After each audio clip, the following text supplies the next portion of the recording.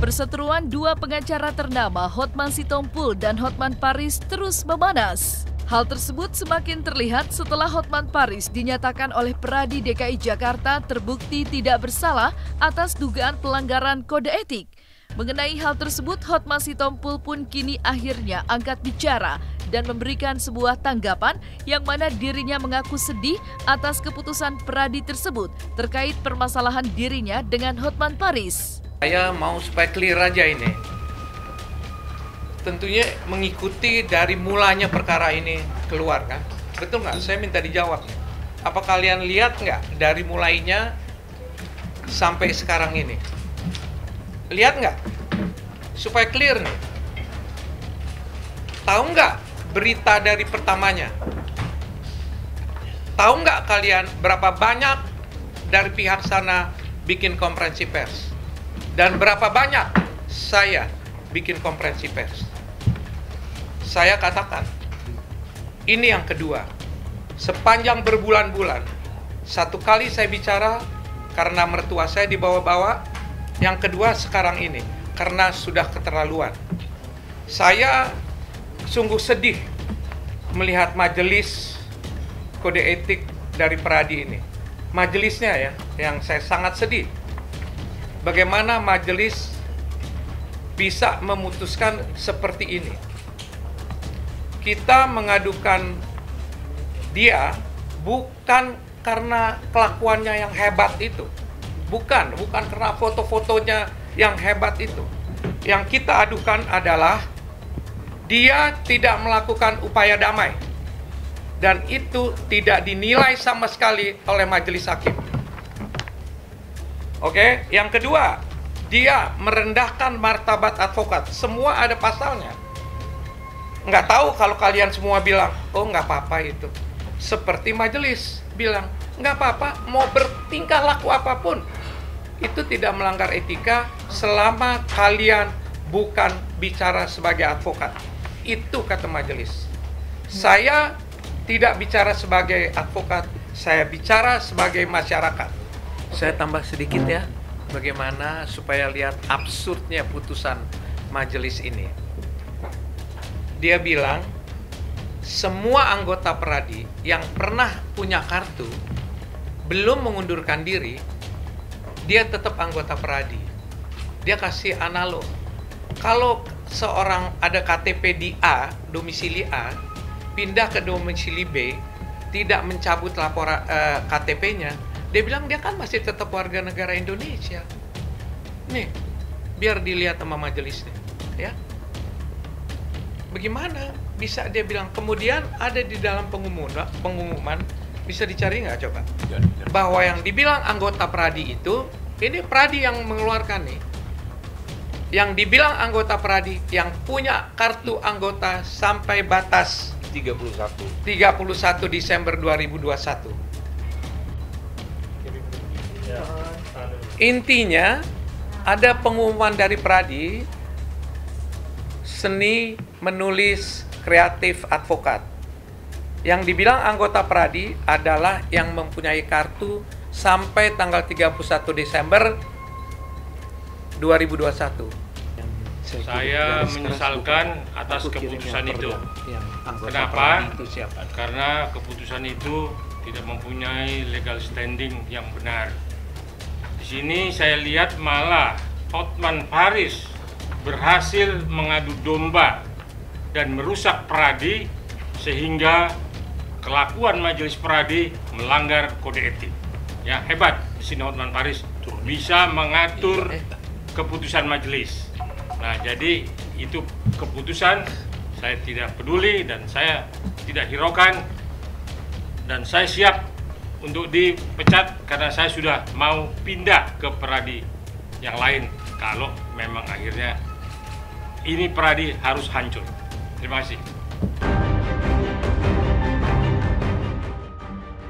Sebuah perseteruan yang terjadi antara Hotman Paris dan Hotman Sitompul kini terus berlanjut dan kian tak berujung.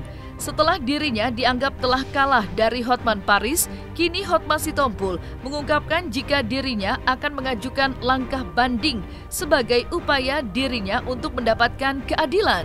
Saya sampaikan majelis hakim ini sebetulnya harus di-grounded jadi majelis hakim pemeriksaan kode etik. Kenapa? Itu ada saksi ahli namanya Pak Sugeng Teguh Santoso yang mengatakan majelis itu hanya boleh memeriksa advokat yang namanya terdaftar di buku advokat yang bersangkutan. Itu Pradi, saya KAI, saya wakil presiden KAI, Kongres Advokat Indonesia. Tetap dihukum sama dia. Jadi jangan salahkan kalau saya akan ajukan banding di organisasi kami, Kongres Advokat Indonesia, saya minta perlindungan hukum dong.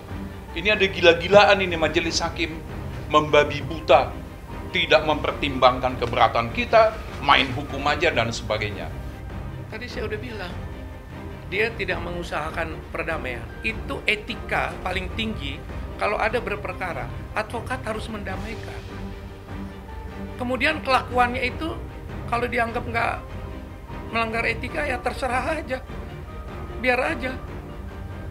Kalau soal telanjang-telanjang itu hal yang memberatkan. Tapi dia tidak melakukan perdamaian, dia mencari popularitas, menghina teman sejawat, itu ada buktinya semua. Tidak dibahas oleh majelis. Nih ya. Kita bilang HPH tidak satria, sesuai dengan kode etik. Kita bilang HPH mencari publisitas demi konten medsosnya. Semua dengan bukti. Tidak diacukan, tidak didengar oleh majelis. Ada apa dengan HPH ini? Bisa mengundang wartawan sebelum putusan. Ada apa ini? Kita lempar aja sama masyarakat. Kok bisa berani menantang?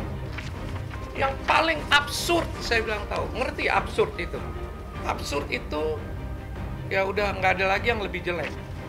Bagaimana di dalam sidang kode etik HPH tidak mengajukan ahli tentang kode etik. Siapa yang diajukan? Istri saya, prinsipalnya, dengan anak tiri saya. Dan dibiarkan oleh ketua majelis dan majelis. Berulang kali kami bilang, jangan. Ini perkara kode etik. Tahu apa dua orang itu tentang etika. Dibiarkan sama ketua. Keluarlah semua hal-hal yang tidak perlu di dalam persidangan itu. Ada apa dengan ketua ini? Dan majelisnya, saya bilang ya kita akan naik banding, saya akan naik banding.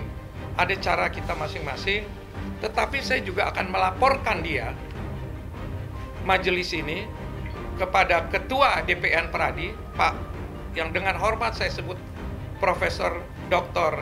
Oto Hasibuan. Apakah majelis serupa ini bisa dijatuhkan sanksi atau dihukum? Atau paling tidak jangan dipakai lagi majelis yang mempermalukan harkat martabat advokat dan organisasi Pradi itu. Itu aja. Kemudian kami juga akan berkembang. Kita akan laporkan, nanti teman-teman akan jelaskan majelis ini kepada pihak kepolisian. Biar aja semua tahu. Dengan beberapa orang yang menyebarluaskan. Dari saya sebentar itu aja. Secara etika, secara moral, secara agama, secara adat, etika nggak melanggar. Kalau ada orang yang menganggap ini oke aja, fine saja, silahkan nanti terjadi pada keluarga kalian. Ya ibu-ibu wartawan ini, ya, is this okay? Ini fine aja, terserah deh. Mau lagi yang lebih gila lagi? Nggak usah kan? Ya. Semua juga udah lihat. Gitu ya. Setelah dirinya mengungkapkan akan melakukan perlawanan berupa aju banding terkait perseteruannya dengan Hotman Paris, kini Hotman Sitompul pun juga mengungkapkan jika dirinya merasa keberatan dengan pernyataan yang dilemparkan oleh Hotman Paris terhadap dirinya.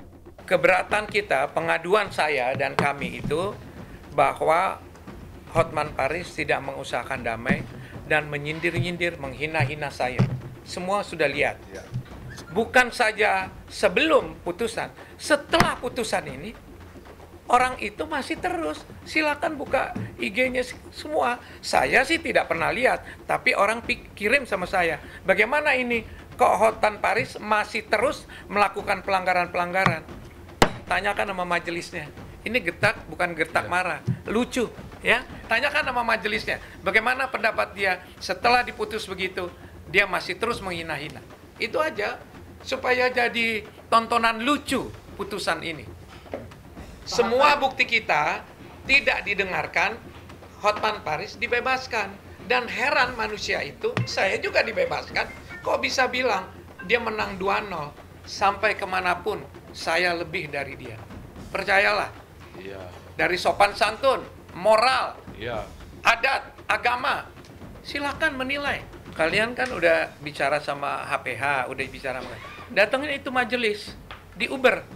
Kenapa dia izinkan prinsipal yang tidak tahu soal kode etik menjadi saksi? Kan kita mengajukan saksi ahli kode etik. Dia tidak satu pun mengajukan saksi, kecuali yang orang masih jadi istri saya dan anak tiri saya. Majelis itu ketuanya mengizinkan, sehingga pertanyaan menjadi tidak bicara etika. Tanyain sama majelis, kenapa majelis mengizinkan yang tidak mengerti etika menjadi saksi di dalam perkara kode etik advokat? Dan begini kita tambahkan, dalam peradilan nanti umpamanya ada sidang ya, perceraian, nanti akan ketemu Pak Hotman dengan Bu Desi akan ketemu. Tapi dalam persidangan kode etik ada hubungannya gitu para prinsipal. Ya dihadirkan, apalagi sebagai saksi. Dia nggak ngerti kode etik kok dihadirkan. Ya anaknya BAM dihadirkan, nggak ngerti kode etik kok dihadirkan. Umpamanya ada sidang ya, perceraian, nanti akan ketemu Pak Hotman dengan Bu Desi akan ketemu. Tapi dalam persidangan kode etik gak ada hubungannya gitu para prinsipal. Ya dihadirkan, apalagi sebagai saksi. Dia nggak ngerti kode etik kok dihadirkan.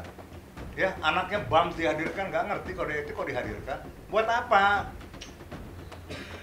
Itu pertanyaan. Kemudian pertanyaan-pertanyaan atau kesaksian-kesaksian itu dibikin sebagai penguat juga di dalam dasar mengambil putusan majelis. Kami siap menghadapinya muka ke muka, nggak usah lewat Zoom, nanti kalian saksinya. Untuk menjelaskan secara ilmiah pertimbangan-pertimbangan putusan ini. Betul-betul ini putusan yang hau-hau, saudaraku ya. Terima kasih. Jadi hari ini ada 2 kasus pelanggaran kode etik yang telah diputus oleh Dewan Kehormatan Daerah Peradi DKI Jakarta. 1, pengaduan dari Hotman Sitompul terhadap Hotman Paris. Katanya aku melanggar kode etik advokat. Di dalam pengaduannya antara lain disebutkan karena Hotman Paris dansa-dansa dengan cewek cantik. Karena Hotman Paris berenang pakai kolor. Itulah tuduhannya. Katanya itu melanggar kode etik. Saya sangat khawatir kalau saya sampai nggak bisa dansa di Bali, ya gimana dong? Makanya saya lawan.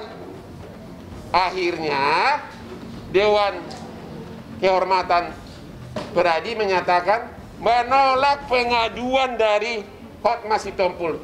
Tidak terbukti Hotman Paris melakukan pelanggaran kode etik. Itu kasus pertama. Jadi nggak perlu lagi saya berenang di Bali pakai jas. Karena dalam pengaduan dari Hotman Sitompul katanya saya berenang dengan wanita cantik pakai baju renang. Emang kalau renang di Bali harus pakai jas atau pakai kimono? Anda bisa menilai apa motivasinya. Jadi ya, pengaduan pertama Hotman Sitompul kalah telak. Sekarang pengaduan kedua, saya mengadukan 4 orang. Kalau yang tadi pengaduan Hotman, kasus kedua Hotman Paris balas. Kan saya pakai teori 3A. Amati, analisa, baru serang. 3A, attack. Kalau mereka kan terlalu cuap-cuap di TV terus. Saya adukan mereka. Dan karena si Hotman Sitompul adalah prinsipal dalam kasus tersebut, bukan sebagai advokat, maka dia tidak ikut dihukum. Yang dihukum adalah pengacaranya. Saya tadi dengar jelas Partahi Sihombing dihukum, didiskors, tidak boleh praktek 3 bulan. Sedangkan Muarakarta 6 bulan. Ya kalau Tommy gimana tadi? Hah? Gitu ya? Kalian dengar nggak? Aku agak lupa. kurang dengar ya, karena udah keburu kegirangan. Jadi, Saudara Partai, Saudara Muara Karta, Saudara Tommy Sihotan, Anda harus berterima kasih sama saya. Saya tidak pernah melihat Anda masuk TV. Setelah kasus ini gara-gara kepopuleran Hotman Paris, Anda jadi sering masuk TV. Harusnya Anda berterima kasih sama Laemu ini. Ya, nama Anda jadi terangkat. Anda tidak perlu meragukan lagi kepopuleran Hotman Paris, tapi saya tidak pernah sombong. Hal lain, Anda mengatakan saya tutup mulut. Anda mengatakan saya kaleng rombeng. Anda mengatakan saya pedagang kolor apa? Bahkan ada juga kata-kata, katanya tahun 2000 itu Hotman masih mencangkul. Tahun 2000 Hotman sudah naik Ferrari loh. Aspiri saya 3 orang artis terkenal. Cut Keke, Sofia Lachuba. You don't know me because nobody knows you. You don't know me because nobody knows you. Oke? Hotman sudah puluhan kali terkenal tapi tidak sombong. Hotman setiap bicara selalu legal mainnya, selalu otak hukumnya jalan, melindungi saya dan melindungi klien saya. Hotman tidak pernah mengucapkan kata-kata kasar sekalipun terhadap lawan. Benar nggak Bu Desi? Hotman tidak pernah menghina sesama pengacara, tapi Anda mengucapkan kata-kata yang sangat kasar terhadap saya. Saya tetap tenang, karena memang Hotman terlalu populer, terlalu banyak klien dibanding Anda. Dan sekarang Anda telah dihukum oleh Peradi. Tolonglah bertobat. Dan saya tetap akan mengajukan banding